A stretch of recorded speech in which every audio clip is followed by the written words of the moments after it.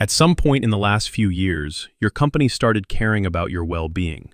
There was an app, a survey about your sleep and stress levels, a resilience workshop, a step challenge, maybe a meditation subscription, or a lunchtime session with a motivational speaker.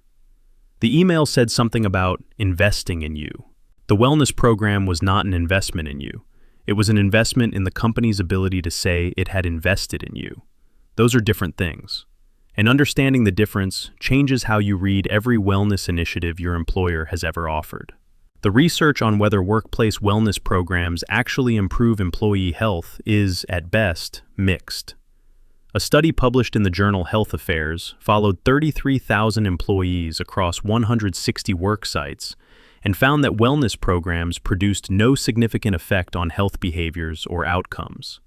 The honest summary is that the evidence these programs make employees healthier is weak and inconsistent. What they reliably do is create a paper trail. When a company rolls out a wellness initiative, an EAP hotline, a mental health app, a series of workshops, it is generating documentation that says, "We offered this. We communicated it. We made it available."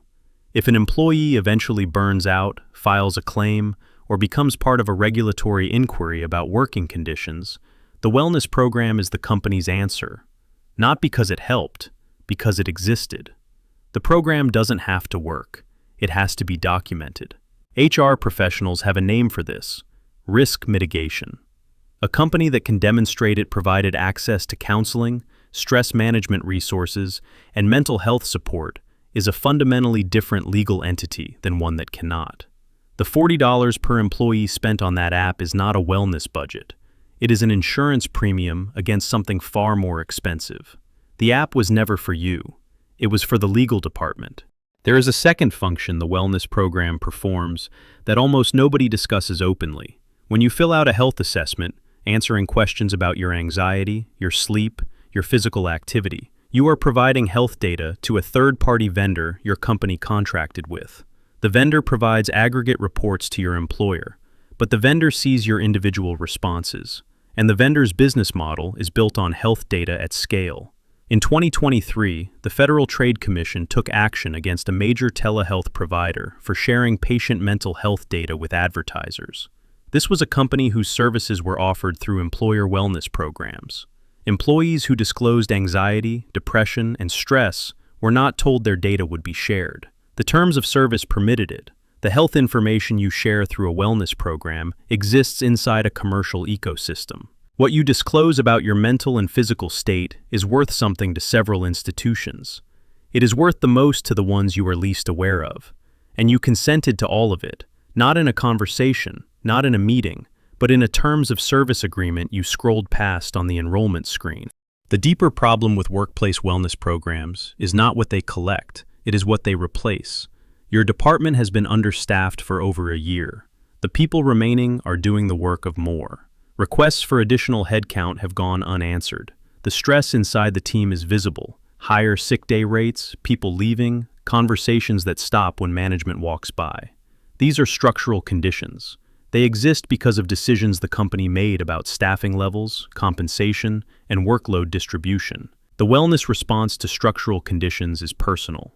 Meditate more. Track your steps. Download the app. Join the resilience workshop. A wellness program that investigated why employees are stressed would implicate the company. A wellness program that teaches employees to manage their stress implicates the employee. The program was designed to produce one of those outcomes, and not the other. Employees who raise burnout with management are routinely redirected toward individual solutions: resilience training, mindfulness resources, articles about stress management. Employees who ask for raises are offered financial planning consultations. The structural problem is named. The personal response is provided. The two are presented as equivalent. This is the mechanism. The wellness program doesn't fix the conditions that produce stress. It manages the employee's response to those conditions. The problem stays. The appearance of a response is created. The documentation is updated. You are not stressed because you haven't found the right breathing technique. You are stressed because the conditions you are working in produce stress. The program was never designed to change those conditions. It was designed to change how you respond to them. That distinction between fixing a condition and managing a response to it is the one the wellness industry depends on you never making. There is one more dimension worth naming. Participating in a wellness program can signal something, not universally, not in every company, but the employee who is visibly available for optional wellness activities during a period when colleagues are clearly buried is communicating something about their workload, whether they intend to or not. The logic, visible or not, is straightforward. If you have time for the step challenge, you have capacity that isn't being used.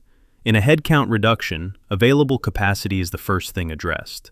The program is presented as care. Engaging with it can carry a cost. None of this means that every wellness initiative is worthless. An EAP that provides real therapy sessions, fully covered, genuinely confidential, can matter to someone at the right moment. A flexible reimbursement program that lets you spend money on what you actually need is a real benefit. These exist, and they are worth using when they do. But they are not what most companies offer most of the time. Most companies offer the app, the step challenge, the lunchtime workshop, the meditation subscription, the things that are cheap, visible, and documentable, and that require the company to change nothing about how it operates. The next time the wellness email arrives, read it with one question in mind. Whose problem does this solve? The company that is overworking you is not going to fix that with a breathing technique. The program was never designed to fix it. It was designed to make the overworking documentable as something the company responded to. The response is the product. You were always secondary to it.